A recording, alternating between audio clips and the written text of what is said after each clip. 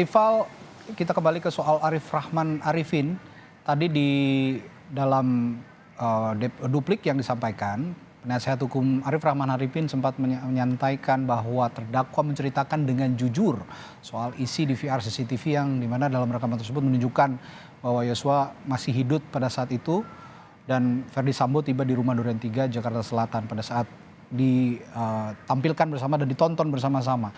Nah, tadi Anda membacakan poin-poin yang meringankan dari Hendra Kurniawan dan juga Agus Nurpatria. Apakah poin ini yang disampaikan pada duplik itu bisa menjadi pertimbangan hakim soal kejujuran Arif Rahman Arifin dalam mengungkap isi DVR CCTV, dan kita ketahui juga selama persidangan seperti yang Anda katakan juga Arif berlaku sopan, berlaku kooperatif dan juga beberapa kali mungkin agak sentimental begitu. Apakah ini juga menjadi pertimbangan dari majelis hakim untuk setidaknya meringankan tuntutan jaksa? Soal pembuktian dari jaksa maupun juga pembelaan dari tim penasihat hukum terdakwa tentu ini akan dijadikan pertimbangan, tapi seberapa besar kadarnya ini tentu berpulang pada majelis hakim lagi untuk menentukan berat tidaknya hukuman bagi Arif Rahman Arifin yang sudah dituntut oleh jaksa 1 tahun kurungan penjara ditambah dengan denda 10 juta rupiah subsidi 3 bulan kurungan. Tapi yang jelas bahwa dari tim penasihat hukum sudah menyampaikan kondisi psikologis dari Arif Rahman Arifin ditambah dengan lingkungan yang sangat tidak memadai saat itu untuk dia bisa membela dirinya, lalu juga berlaku jujur atas apa yang ia ketahui setelah menonton rekaman CCTV Kompleks Polri Duren 3 Jakarta Selatan saat itu.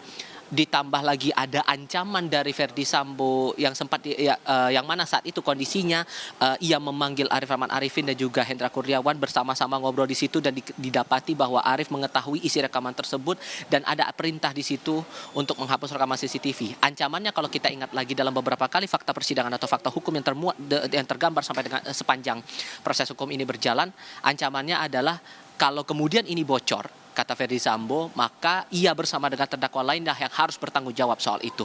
Inilah yang kemudian membuat kondisi psikologis dari Arif tidak bisa dengan lepas menyampaikan apa yang sebenarnya terjadi dan akhirnya baru tumpah dalam beberapa sidang terakhir.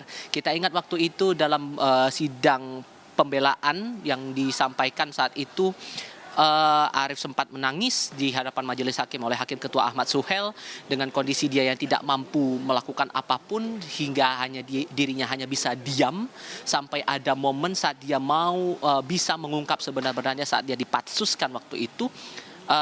Dan direspon pula oleh Hakim Ketua Ahmad Suhel waktu itu yang menyebut bahwa ada kejujuran dalam diri Arif Rahman Arifin untuk membongkar apa yang sebenarnya terjadi karena ia menjadi terdakwa dalam dugaan kasus perintangan penyidikan atas pembunuhan Yosua di Kompleks Polri Duren 3 Jakarta Selatan. Lebih-lebih tadi juga dikuatkan lagi dalam pledoi pribadi Arif Rahman Arifin dalam sidang pledoi 2 kali sidang sebelumnya begitu Radi, disampaikan di situ bahwa masalah adanya hierarki kuasa, relasi kuasa yang cukup kuat di institusi kepolisian membuat dirinya tidak bisa menolak sedikit pun perintah atasan. Lebih-lebih masalah perintah menghapus rekaman CCTV itu. Kalau kita simak lagi dalam duplik, upaya dia mengalihkan bentuk ataupun juga menindaklanjuti perintah hapus dari CCTV yang dikeluarkan Verdi Sambo itu dengan menyalin dan juga mencadangkan data itu ke dalam sebuah disk keras atau hard disk, ini menjadi bentuk bahwa ia menolak perintah atasan. Itu dari tim penasihat hukum terdakwa, sehingga apakah itu juga bakal menjadi dasar bagi majelis hakim untuk menjatuhkan vonis bagi Arif Rahman Arifin? Ini kembali lagi berpulang pada majelis hakim yang nanti akan menjatuhkan putusan di 2 pekan berikutnya pada hari Kamis tanggal 23 Februari 2023. Radi. Baik, termasuk jika kita membicarakan persepsi hukum, semua anak buah Sambo ini mengaku mendapatkan ancaman dari mantan Jenderal Bintang 2 yang sebelum menjabat jadi Kadif Propam Polri ini. Ini sepertinya juga akan terus dipertimbangkan oleh majelis hakim. Baik, terima kasih Tifal Solesa melaporkan langsung dari Pengadilan Negeri Jakarta Selatan. Kita akan nanti perbaharui lagi informasi dari sana begitu ruang sidang Pengadilan Negeri Jakarta Selatan memulai kembali sidangnya di Jakarta Selatan. Baik, terima kasih Tifal.